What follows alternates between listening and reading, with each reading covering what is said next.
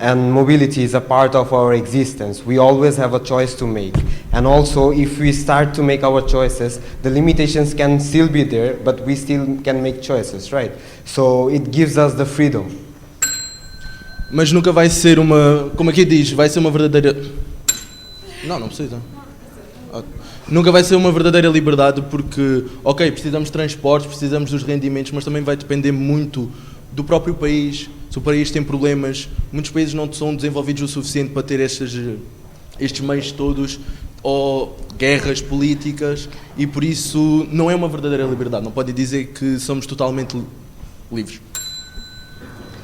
Nós existimos sempre dentro de um contexto, dentro de uma sociedade. A não ser uma apátrida, existimos sempre dentro de um contexto. Temos sempre uma realidade à nossa volta que nós temos sempre que viver com ela. Seja o que for, desde está sol, está chuva, então se já não se está a chover, já não sou livre de ir para a praia. Sou, é uma escolha. Somos sempre limitados. É o que fazemos com ela, com essas limitações, por mais que elas sejam, e são diferentes de pessoa para pessoa, como é óbvio, há pessoas que têm mais limitações do que outras, nós nunca partimos do mesmo ponto, não é? Cabe também, como sociedade, contribuirmos para que, pelo menos, o ponto de partida seja o mesmo, independentemente das escolhas, porque as nossas próprias crenças são uma limitação. Mas é o que estavas a dizer, somos limitados, nunca vamos ter a tal verdadeira liberdade. Por isso, claro que uns vão ter sempre, com as questões financeiras, sempre vão ter uma melhor liberdade do que certas pessoas. Como aqui também concorremos, como tivemos a falar hoje, eu tendo o passaporte europeu, vou ter muita mais liberdade a viajar. Agora, a minha colega, que é do Sul, que é da África, desculpa, nunca vai ter essa tanta liberdade como eu, por isso nunca vamos ter uma verdadeira liberdade. Ainda assim não deixamos de existir e ter que viver. Claro que é isso, a questão é essa, é que as limitações estão lá, independentemente de tudo o resto. Claro que há limitações que são piores do que outras, que nos metem à partida uns passos para trás, como é óbvio, incluindo o passaporte, nascemos logo como a D que dá um passo extra para estar ao mesmo nível, mas ele está lá, ele existe, seja o que for. E obviamente cabe a nós, mais uma vez, como sociedade, contribuir para que essas limitações não sejam um impedimento de viver. É que aí está a questão, é que a vida existe à mesma. Esse limite não seja uma limitação para a vida, claro que para tudo o resto vai sempre haver. Então como é que isso é em sociedade, de tentar ajudar ou não impedir essas pessoas, como é que tu farias para ajudar essas pessoas? O salário mínimo é uma das primeiras linhas para fazer isso. Para além do salário mínimo, existe ainda um basic income, que é aquilo que as pessoas precisam para viver, não sobreviver, para viver. É um primeiro passo. E depois existe o turismo, o viajar, o lazer, a cultura, a arte, o desporto, a educação, são tudo ferramentas que limitam isso. Mas assim, também temos que ter em consideração que o que está a falar justamente é sobre a questão do turismo, e as pessoas, quando não conseguem suprir o básico da necessidade diária, não podem pensar no além.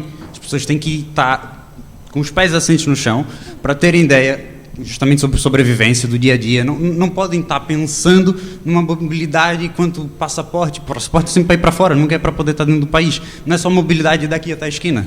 É muito mais amplo do que isso, não é só nesse aspecto. Pode falar. Tá bem. Então. Mas é isso dos rendimentos. Eu, sendo uma pessoa que não tenho dinheiro suficiente, como é que eu posso ter a verdadeira liberdade de ir viajar? Parece que estou a sobreviver. Por isso nunca vamos ter a verdadeira liberdade. É verdade, é difícil, cada um vai ter que lutar pelo seu. Aquele tal que estavas a bater ali, depende de cada um, é verdade. Mas não podemos ter uma verdadeira liberdade. Nós defendemos que o turismo internacional é uma expressão legítima de liberdade individual, porque o turismo é um dos principais motores da economia de Portugal e de muitos países, e porque a economia é uma ciência social, ou seja, tenta que não haja desigualdades na sociedade. Já há várias empresas, especialmente multinacionais, de resorts e isso tudo, que aproveitam da exploração de países menos desenvolvidos para poderem ter mais dinheiro para a própria economia e não para a economia propriamente do país. Mas o turismo é um dos principais motores sociais e económicos e consegue gerar muito emprego em muitos países, o que é muito benéfico. Sim, é benéfico porque contribui para o aumento de empregos, mas, no entanto, há muita exploração em relação a muitos países que preferem mão de obra de estrangeiro, principalmente daqueles países que têm economia mais baixa para poder explorar, trabalham mais do que aquilo que merecem e pagam pouco. Mas o turismo tem como objetivo em juntar as culturas e também compreender as culturas em si, ou seja, não é sempre a nível de desigualdade. Claro que sim, mas a partir do momento que o turismo promove o aumento do preço das habitações e etc., promove cada vez mais a desigualdade social no próprio país. O turismo emprega 40% da população, empregabilidade. Sim, mas se formos comparar, em Lisboa, Porto, todas as zonas turísticas, não há um jovem que consiga comprar uma casa com menos de 35 anos. Certo, mas no que toca à desigualdade, nós vemos em que muitos países, por exemplo, turistas que vão visitar outros países, vemos que eles visitam diferentes religiões, diferentes culturas, etc. Ou seja, é muito positivo. Claro que sim, mas é o que eu digo, não é liberdade se nem toda a gente pode ter acesso. A partir do momento que tu podes ter acesso porque nasceste rico ou trabalhaste muito para isso, e eu não, porque ou não nasci numa família favorável ou pronto, num berço bom e tive que lutar muito por isso durante muitos anos. O que pode chegar nem a acontecer, eu consegui fazer uma viagem porque não tenho sequer dinheiro para as minhas necessidades básicas.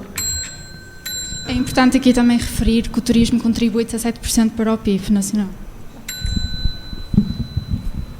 Sim, contribui sim para o PIB, mas eu acho que o turismo e a contribuição deveriam ser mais sobre os seres humanos e não sobre o valor que realmente gera. Se a exploração contribui para o PIB, e onde é que fica a decência das pessoas? Sim, nós estamos a contribuir muito para a decência das pessoas. A partir do momento em que paga salários, por exemplo, em Portugal, é a principal motor da economia portuguesa, que é o turismo. Acho que pensa muito no ser humano também. E eu vou voltar a repetir, pode pagar salários, mas a partir do momento que quanto mais turismo tem, mais as habitações e os mercados rurais começam a aumentar os preços, fica impossível para quem vive cá continuar a manter esse estilo de vida, se é que o tem. Certo, mas se o turismo é o principal motor económico, como é que íamos sustentar a economia em Portugal sem turismo? Eu acho que podiam procurar outros setores que podia ser, né? Imagino que daqui a algum tempinho o turismo não seja regenerativo e não dá a mesma resposta que há hoje. O que é que fariam? Não digo só... Ok, então podes-me dar exemplos de alguns setores? A pesca, a agricultura, ainda há muitos. Podes repetir, não percebi. Podes fundamentar o que é que queres dizer sobre agricultura, porque é muito vago. A venda de peixe, de pescado, a agricultura que nós temos.